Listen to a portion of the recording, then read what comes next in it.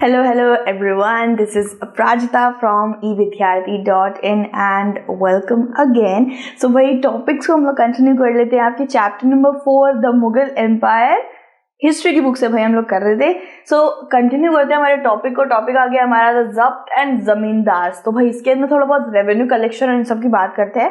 ठीक है, बहुत इजी सा टॉपिक है, जल्दी से कवर कर लेंगे विदाउट बतौलाबाजी. आइए स्टार्ट करते हैं. ठीक है, so main source available to Mughal rulers were tax from peasants that were collected by rural elites individuals were defined as zamindars. यहाँ पे बेसिकली ये बताया गया है कि जो पर्टिकुलर बैकबोन था मुगल एम्पायर का वो था टैक्स. और वो टैक्स कहाँ से आता था? पीजेंट से आता था. चाश, किसान, कुछ भी कह सकते हैं आप इनको. पीजेंट्स जो वहां पे खेती करते थे, एग्रीकल्चर में इन्वॉल्व थे, वो लोग टैक्स दिया करते थे राजा को. राजा के राजकोष में टैक्स जाता था और उस टैक्स से वो बांध बनाता था, मंदिर बनाया करता था, बहुत सारी चीजें बनाता था. तो बेसिकली बैकबोन जो थे वो थे पीजेंट्स. भाई हम अपना हथियार को थोड़ा प्रिपेयर कर लेते हैं. ठीक है, हथियार है मेरा ये. सही.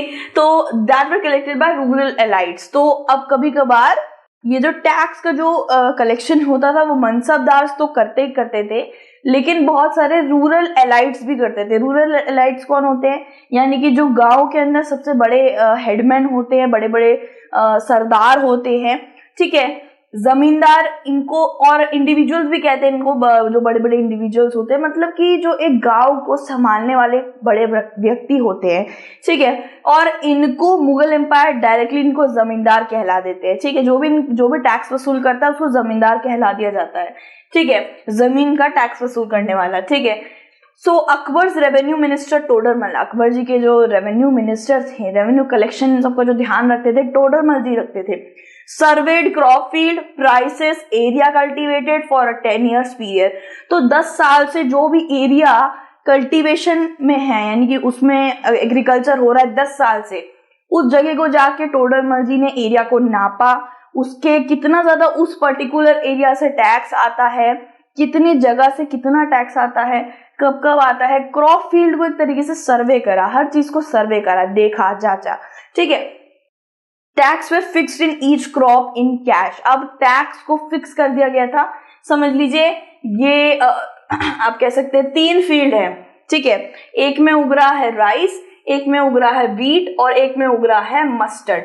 ठीक है, सो हर एक फील्ड के अंदर एक पर्टिकुलर टैक्स को लगा दिया गया था. समझ लीजिए राइस में 5%, व्हीट में 5%, इसमें 6%, ऐसे से करके एक फिक्स्ड प्राइसिंग रख दी गई थी टैक्स की, और उस टैक्स को कैश में देना पड़ता था सारे पीजेंट्स को. ठीक है. The revenue system was known as zabt. Revenue system को जब्त बोला गया. रेवेन्यू सिस्टम में जो चलता था इसको जब्त नाम दे दिया गया, जो आपके हेडिंग में भी शामिल है. सो अच्छा, आप ये सोच रहे होंगे कि यार ये कैश में कैसे करके पीजेंट्स कैश कैसे देते होंगे. सो ऑब्वियसली बात है, पीजेंट्स जो भी उगाते थे वो मार्केट में बेच दिया करते थे, और मार्केट में बेचे हुए जो पैसे मिलते थे उससे वो टैक्स चुका देते थे. सिंपल. अब आपको याद रखना है कि जब्त क्या होता है. रेवेन्यू सिस्टम जो चलता था ना, रेवेन्यू मिनिस्टर के अंडर, टोडरमल जी के अंदर, तो उस रेवेन्यू सिस्टम को जब्त बोला जाता था. ठीक है. सर्वे done on 10 year cultivated field. ये टोडरमल जी जो अकबर की रेंज में रेवेन्यू मिनिस्टर रह चुके हैं, ये 10 साल तक ये जो कल्टीवेशन हो रही थी जो एक पर्टिकुलर लैंड में, इस पूरे जगह को नापा, एक पर्टिकुलर फील्ड में कितना कैश लेना है, कहाँ से कितना रेवेन्यू कलेक्शन, सब कुछ इन्होंने सर्वे किया था. तो ये आपको याद रखना है. ठीक है. अब अगेन एक इम्पॉर्टेंट बॉक्स आ जाता है हमारे पास, अकबरनामा एंड आईन अकबरी. ये कहीं ना कहीं आपने नाम जरूर सुना होगा, अकबरनामा करके. ठीक है. सो मैंने जैसे आपको बताया कि अकबर काफी ज्यादा पूरे मुगल जो डायनेस्टी आती जा रही है, सबसे ज्यादा महत्वपूर्ण रोल निभाया अकबर ने. अकबर ही एक तरीके से आप कह सकते हैं बहुत ज्यादा इंपॉर्टेंट शख्स रहे हैं, और उन्हीं के ऊपर बहुत सारी मूवीज, बहुत सारे सीरियल्स, बहुत सारी चीजें बनी हैं, because he was really good from his heart. काफी अच्छे इंसान थे और बहुत ज्यादा जनता के लिए सोचने वाले व्यक्तियों में से आते थे. So Akbar ordered one of his close friend and courtier Abul Fazl to write a history of his rain.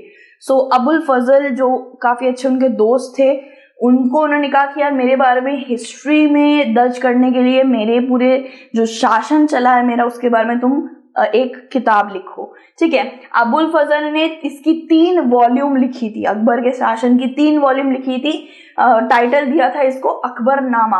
पहला जो वॉल्यूम था वो अकबर के एंसेस्टर्स के बारे में बातचीत चली थी, उसके बारे में थोड़ा बहुत बातचीत चली थी। सेकेंड वॉल्यूम में जितना भी अकबर के शासन में जितनी भी चीजें हुई हैं, इवेंट्स हुए हैं, कहाँ पे कोई मिलिट्री ऑपरेशन हुआ है, कहाँ पे रिवॉल्ट हुए, इन सब के बारे में बात चली थी सेकेंड वॉल्यूम में।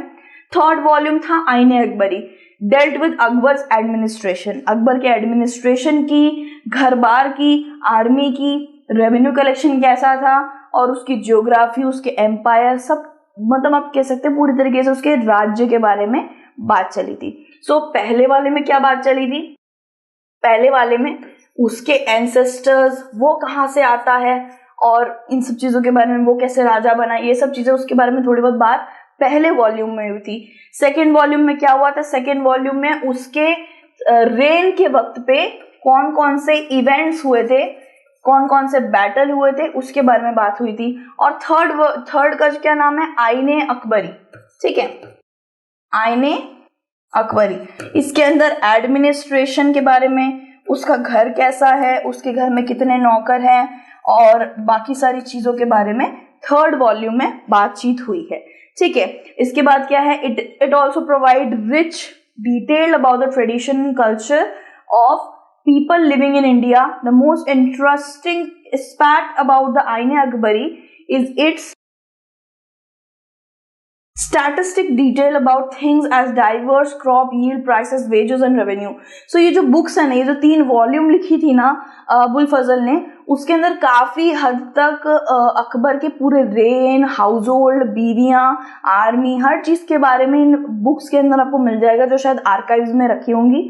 आर्काइव्स क्या होती है? आर्काइव्स जहाँ पे हिस्टोरिकल डॉक्यूमेंट्स एंड बहुत इंपॉर्टेंट एस्पेक्ट्स वाली चीजें वहां पे रखी जाती है। वहाँ पे आपको आराम से मिल जाएगी बुक। मुझे पता है कोई जाने नहीं वाला, मुझे पता है। ठीक है, बोल रही हूँ मैम यहीं पे पढ़ लेंगे, मुझे इतना काफ़ी है, बुक बस लिख के आ जाए उतना काफ़ी है। ठीक है, सो यहाँ पे हमें ये पता चलता है कि 3 वॉल्यूम लिखी गई थी, अकबर नामा, आईने अकबरी नाम दिया गया था। ठीक है, so in some area zamindars used to possess great power and exploitation by Mughal administrators that could drive them to rebellion। तो क्या होता था ना, ये जो जमींदार होते थे, जमींदार कौन होते थे? रूरल एलाइट्स होते थे, जैसे कि मैंने आपको बताया, यानी कि हेडमैन ले लीजिए, बड़े बड़े नोबल्स ले लीजिए। नोबल्स कौन होते हैं? जिनके पास पैसा वैसा बहुत होता है। रिच लोग ले लीजिए, रिच पीपल। इन लोगों को काम दे दिया जाता था रेवेन्यू कलेक्शन का, ठीक है, राजा के द्वारा, और इनको डायरेक्टली नाम दे दिया जाता था। अब ऐसे करके थोड़ी ना बोलेंगे रिच नोबल तुम अपना कलेक्शन लेके आओ, ये लेके आओ। तो जमींदार डायरेक्टली मुगल जिनको जमींदारी कहलाते थे, जो रेवेन्यू कलेक्शन करते थे। सो क्या होता था ना, कभी कभी जमींदार अपनी जो भी जगह से रेवेन्यू कलेक्शन कर रहा है, वहां पे वो काफी ज्यादा ऑब्वियसली जमींदार है, रेवेन्यू कलेक्शन कर रहा है। कलेक्शन करना कोई छोटी मोटी बात नहीं है, पैसों का लेन देन कर रहा है। तो बेसिकली उसके पास काफी अच्छी पावर होती थी, पहले से काफी ज्यादा रिच विच होता था। रूरल मतलब एक तरीके से हेडमैन होता था, सरपंच होता था। सो वो कभी कभी क्या करता था, ग्रेट पावर पोजेस करता था and exploitation by Mughal administrator that could drive them to rebellion. So क्या होता था, कभी कभी वो एक्सप्लॉयटेशन भी करता था। ठीक है, कभी कभी उनका खुद का एक्सप्लॉयटेशन भी हो जाता था। जो एडमिनिस्ट्रेटर्स मुगल ने रखे थे, मुगल एम्पायर ने एडमिनिस्ट्रेटर्स रखे थे, सब कुछ देख वेख के रखने वाले कि पैसे तो नहीं मार ले रहे, ज्यादा पैसे तो नहीं ले रहा है। सो कभी कभार जमींदार और एडमिनिस्ट्रेटर की झगड़प हो जाती थी, क्योंकि जमींदार के पास भी अच्छी खासी पावर रहती थी और एडमिनिस्ट्रेटर तो डायरेक्ट मुगल एम्पायर से आ रहा है, एडमिनिस्ट्रेटर बना हुआ है। सो कभी कभार इन दोनों में झगड़प भी हो जाती थी और इस वजह से रेबेलियन भी हो जाता था, झगड़प रेबेलियन बन जाता था। End of the 17th century के वक्त में Mughal empire stability was challenged as many zamindars and peasants allied together against the Mughal authority. अब क्या होता था, ये जमींदार में भी काफी अच्छी खासी अकड़ रहती थी, ये मैं काट दूंगी इन्हें। सो जमींदार में काफी अच्छी खासी अकड़ रहती थी, पावर काफी अच्छी रहती थी, और एडमिनिस्ट्रेटर्स भी कभी कभार ऐसे बोलते थे ऐसे मत करो, ऐसे मत करो, तुम क्या कर रहे हो, तुम पैसे तो नहीं मार ले रहे, वो सब कुछ देखना उनका काम था। तो जमींदार और पीजेंट्स लास्ट में क्या हुआ था, 17th सेंचुरी के आप कह सकते हैं चैलेंज हो गया था एक तरीके से। एंड जब 17th सेंचुरी का जब एंड हो रहा था तब एक तरीके से मुगल एम्पायर की स्टेबिलिटी थोड़ी सी डगमगा गई थी, क्योंकि बहुत सारे जमींदार और पीजेंट्स साथ में मिलके एडमिनिस्ट्रेटर्स के खिलाफ और मुगल एम्पायर के खिलाफ खड़े हो गए थे कि हमारे ऊपर एक तरीके से आप बहुत ज़्यादा दबाव डाल रहे हैं। ठीक है, सो ऐसा भी हुआ था 17th सेंचुरी में। उसके बाद ये जैसे मैंने आपको बताया टॉपिक काफ़ी छोटा था, इसके अंदर हमने पढ़ा कि ज़मींदार क्या होते हैं, ज़मींदार क्या काम करते हैं और जब्त क्या होता है। जब्त जैसे मैंने आपको बताया था, जब्त होता है रेवेन्यू कलेक्शन वाला सिस्टम। ठीक है, जो टोडरमल जी ने लगाया था, हमने इसके बारे में पढ़ लिया। अब जो नेक्स्ट टॉपिक आएगा वो है क्लोजर लुक अकबर्स पॉलिसीज। देखिए ये जो मुगल एम्पायर है ना, इसके अंदर सबसे ज्यादा एक ही इंसान को बहुत ज्यादा इंपॉर्टेंस दी जा रही है, वो है अकबर। ठीक है, उसको मिलनी भी चाहिए क्योंकि उसने अपने वक्त पे, इन राजा ने अपने वक्त पे बहुत अच्छा काम किया है। ठीक है, सो इस टॉपिक को नेक्स्ट वीडियो में करते हैं। जल्दी से आ जाओ, जल्दी से देखते हैं नेक्स्ट वीडियो में क्या क्या चीज़ें हैं। और अपना ध्यान रखिएगा, अपना बहुत ज़्यादा ध्यान रखिएगा।